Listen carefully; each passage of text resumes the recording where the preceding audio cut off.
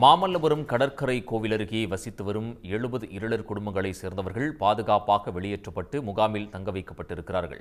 இது பற்றிய கூடுதல் விவரங்களை வழங்குவதற்காக செய்தியாளர் குணசேகரன் இணைகிறார். குணசேகரன், தற்பொழுது எத்தனை குடும்பத்தைச் சேர்ந்த எவ்வளவு பேர் இந்த முகாம்களில் தங்க வைக்கப்பட்டிருக்கிறாங்க? அவங்களுக்கு தேவையான உணவுப் பொருட்கள் எல்லாம் அங்கு கொடுக்கப்பட்டிருக்கிறதா?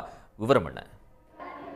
நிச்சயமாக பெஞ்சல் புயல் இன்று மாலை கரையை கடக்கக்கூடிய சூழ்நிலையில் மாமல்லபுரம் மற்றும் சுற்று வட்டார பகுதிகளில் கனமழை என்பது தொடர்ச்சியாக பெய்து வருகிறது. நேற்றிரவு தொடங்கிய மழை தொடர்ச்சியாக பெய்து வரக்கூடிய அந்த சூழ்நிலையில் பலத்த காற்றும் வீசுகிறது. குறிப்பாக கடலோர பகுதிகளில் உஷார்படுத்தப்பட்டிருக்கிறார்கள். இந்த சூழ்நிலையில்தான் கடலோரமாக, அதாவது மாமல்லபுரம் கடற்கரை கோவிலுக்கு மிக அருகிலேயே வசித்து வந்த இருளர் குடும்பங்களைச் சேர்ந்தவர்கள் பாதுகாப்பாக அழைத்து வரப்பட்டு முகாமில் தங்க வைக்கப்பட்டிருக்கிறார்கள். இந்த முகாமை பொறுத்த வரைக்கும் கடந்த 4 நாட்களுக்கு முன்பாகவே முன்னெச்சரிக்கை நடவடிக்கையாக புயல் சின்னம் வந்தபோது இந்த முகாம்கள் ஆங்காங்கே அமைக்கப்பட்டிருந்தன. இந்த சூழ்நிலையில் நேற்று முதல் தொடர்ச்சியாக இதுபோன்று இந்த புயல் கரையை கடக்கக்கூடிய பகுதி கணிக்கப்பட்டதற்கு பிறகாக இந்த பகுதியில் இருந்த ஒரு 70 இருளர் குடும்பங்களைச் சேர்ந்தவர்கள் பாதுகாப்பாக அழைத்து வரப்பட்டு மாமல்லபுரம் பகுதியில் இருக்கக்கூடிய சமுதாய கூடத்தில் தங்க வைக்கப்பட்டிருக்கிறார்கள். மாவட்ட நிர்வாகம் மற்றும் பேரூராட்சி நிர்வாகத்தின் சார்பில் இவங்களுக்கு தேவையான அந்த அடிப்படை வசதிகள், உணவு, குடிநீர் உள்ளிட்ட வசதிகள் செய்து தரப்பட்டிருக்கின்றன. இருக்கக்கூடிய இருளர் பெண்கள் இருக்காங்க.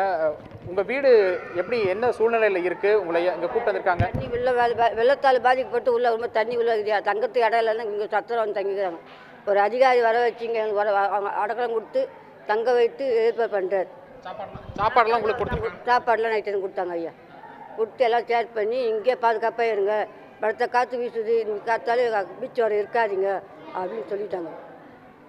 உங்கள் வீட்டு எந்த மாதிரி சூழல் இருக்குது? மழை எந்த அளவுக்கு பெஞ்சிட்டு இருக்கு? வீடுலாம் தண்ணி ஒழுகுதா இல்லை எப்படி இருக்குது உங்கள் வீடு? தண்ணி உள்ளே வந்து பாதிக்குது. தண்ணி உள்ளே வந்துச்சு.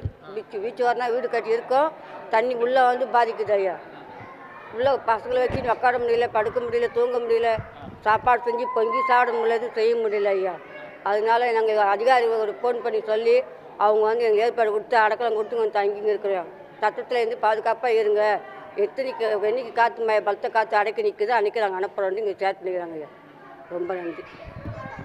இப்போ உங்களுக்கு எத்தனை மணிக்கு இங்கே கூட்டிகிட்டு வந்தாங்க? சாப்பாடு இதெல்லாம் கொடுத்துருக்காங்களா? எப்படி பார்த்துக்கிறாங்க? சாப்பாடெல்லாம் கொடுத்துட்டாங்க சார். சாப்பாடெல்லாம் கொடுத்து எங்களை இங்கேயே பாதுகாப்பாக இங்கே விட்டுருக்காங்க சார். வீட்டெல்லாம் தண்ணி வருது, ஊற்று தண்ணி, அதனால் அங்கெல்லாம் படுக்க முடியாதுன்னு சொல்லிட்டு இங்கே அமுச்சு விட்டுருக்காங்க. இப்போ வீட்டில் வந்து உங்கள் பொருளெல்லாம் பத்திரமா எடுத்து வச்சுருக்கீங்களா? அது எப்படி இருக்குது? பத்திரமா எடுத்து வச்சுருக்கோம். முக்கியமான பொருளாக வீட்டுக்கு இங்கே எடுத்துன்னு வந்துக்கிறோம், அங்கே நஞ்சிட்டு போகுதுன்னு சொல்லிட்டு. அதனால் சரி இங்கே முக்கியமான பொருளெல்லாம் எடுத்துகிட்டு வந்துருங்கன்னு சொல்லிக்கிறாங்க சார். இது மாதிரி ஒவ்வொரு முறையும் மழை வரும்போதெல்லாம் இந்த மாதிரியான பாதிப்புகள் உங்களுக்கு வருமா? உங்களுடைய வாழ்வு அங்கே எப்படி இருக்குது அந்த வாழ்க்கை? அங்கே பாதிப்பு மழை வந்துச்சுன்னா தான் பாதிப்பு வரும் சார். அங்கே ரொம்ப தண்ணி உள்ளெல்லாம் வரும் சார். அங்கே கடற்கரையை ஒட்டி இருக்கக்கூடிய அந்த குடியிருப்புகளில் அந்த கடல் சீற்றம் காரணமாகவும் கனமழையின் காரணமாகவும் அந்த குடியிருப்புகள் பாதிக்கப்படுகின்றன. எந்த நேரமும் அந்த குடியிருப்புகள் விழலாம் அப்படிங்கிற ஒரு கண்டிஷன் இருக்கக்கூடிய சூழ்நிலையில் அங்கே இருக்கப்பவர்கள் முன்னெச்சரிக்கை நடவடிக்கையாக பாதுகாப்பாக மீட்டு வரப்பட்டு இந்த முகாமில் தங்க வைக்கப்பட்டிருக்காங்க. அவங்களுக்கும் உணவு, குடிநீர் உள்ளிட்ட அனைத்து வசதிகளும் செஞ்சு தரப்பட்டிருக்காங்க. இருக்கக்கூடிய பெண்கள் வந்து சொன்னதை நம்ம இப்போ கேட்டிருக்கோம். குணசேகரன், தற்பொழுது மாவட்ட நிர்வாகம் சார்பாக வேறு என்னென்ன அறிவுறுத்தல்கள், வேறு என்னென்ன முன்னெச்சரிக்கை நடவடிக்கைகள்லாம் எடுக்கப்பட்டிருக்கு? நிச்சயமாக இந்த புயலை பொறுத்த வரைக்கும் ஒரு 4-5 தினங்களுக்கு முன்பாகவே இந்த ஆழ்ந்த காற்றழுத்த தாழ்வு மண்டலமாக இருந்த பொழுதே இந்த முன்னெச்சரிக்கை நடவடிக்கைகள் அனைத்துமே மேற்கொள்ளப்பட்டன. குறிப்பாக இந்த கடற்கரை ஒட்டி இருக்கக்கூடிய மீனவ கிராமங்களில் தான் இந்த முன்னெச்சரிக்கை நடவடிக்கைகள் எடுக்கப்பட்டன. ஒரு 6வது நாளாக இந்த பகுதியில் இருக்கக்கூடிய மீனவர்கள் கடலுக்கு செல்லவில்லை. அவர்களுக்கும் அந்த எச்சரிக்கை மற்றும் அறிவுறுத்தல்கள் வழங்கப்பட்டிருக்கின்றன.